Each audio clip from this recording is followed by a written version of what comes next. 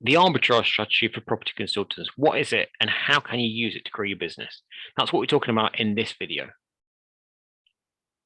With most of the other strategies we talk about, we're talking about ways to grow the business in terms of its sales or growing its team. But there's another more important side to growing a business, and that is how to grow shareholder value. Now, I've talked in a few of my other videos about Richard Branson and Virgin, but to demonstrate my point with this strategy, I want to share a story about Virgin. So back in 1992, he sold Virgin Records for 500 million. But since selling that business, he's been reported as saying up until that point, the Virgin Group was always on the verge of bankruptcy. He only became wealthy when he sold that business. Now, I'm not talking about you selling your business, but I am talking about how to increase the value of your shares. Because if you're going to grow your business, then each strategy you use should be measured on its success according to how much value it added to the business. This is the key metric that you should use to measure its success. So how do you grow share value? To answer this, we have to look at two areas. The normal way of valuing your shares is based on a multiple. And in most businesses, that will be a multiple of profit. But in some businesses like software or property investment, it can be a multiple of revenue. Now, the bigger the business is, the bigger the multiple is too. And this goes up in bands. So without thinking about the actual multiple for your type of business, let's say the business has less than 1 million in revenue. So the multiple might only be 1 times profit for that. In other words, if your business has 100,000 in profit, then the value would be 100,000. The next band will be between 1 million and 2 million revenue, and the multiple might be 2 times profit for that band. The third band would be between 2 and 5 million, and that might have a 3 times multiple.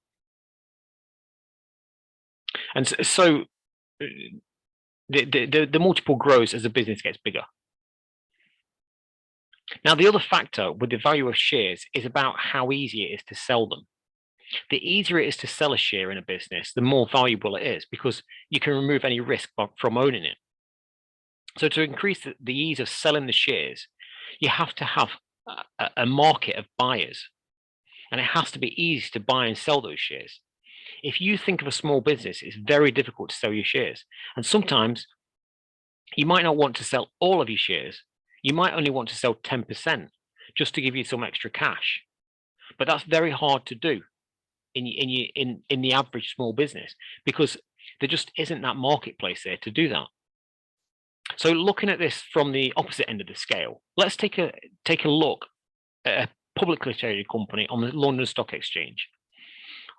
Well, those shares might be valued at a 30 or 40 times multiple compared with a small business on a 3 times multiple. And apart from scale, it's also about how easy the shares are to buy and sell. And if I buy shares in a public company like BT or Vodafone this morning, I can sell them again 10 minutes later if I need to. Whereas if I buy shares in a small local business, there's a strong chance I'll never get my money back because I'll need to find a buyer.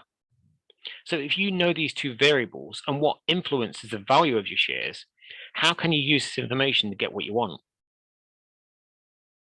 Well, let's say you've got your business and your friend also has a similar business, the same size, same revenue, same profit levels.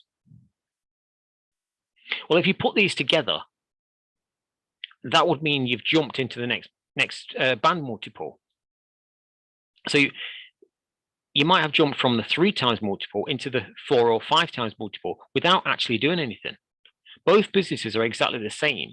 All that you've done is package them up together as a larger entity. And rather than valuing the businesses individually, it's now this larger entity that's being valued. Likewise, let's say you've got 5 or 6 companies of similar size, and put all of these into this package structure. This could mean going from a 3 times multiple up to a 10 times multiple. That means trebling the value of your shares without changing anything inside of any of those businesses. And these companies don't need to be sharing staff or merged into the same office. They just continue operating as independent businesses within this envelope structure that you've created. Now, if you then take this package structure and list it on the stock market as a public company, the multiple jumps again. In this case, it would jump from a 5 times multiple up to a 8 or 10 times multiple. It sounds crazy and almost too good to be true, but it's how you can manipulate the system to drastically change the value of the company. But the benefit of having public shares is you can sell off small chunks to get extra cash when you need it. Or you can borrow very cheaply against those shares to buy yourself a yacht or a new Ferrari if you want. And that's what makes the shares so much more valuable. I'm not saying this would be best for your situation, but what I'm trying to show you is that these are the variables to increase the value of the shares. So by making you aware, you can use them yourself to get what you want. We do have a product that works with business owners on this strategy, which we've done other videos on. So if you are interested in this type of model, then check out those other videos. Or if you've got a couple of companies that you could use this strategy in, then message me and we can talk about it, how to put it together. And if it's got more than $500,000 in profit combined, we can also talk about the process of making it a public company. But that's how you use the arbitrage strategy to grow your property consultancy.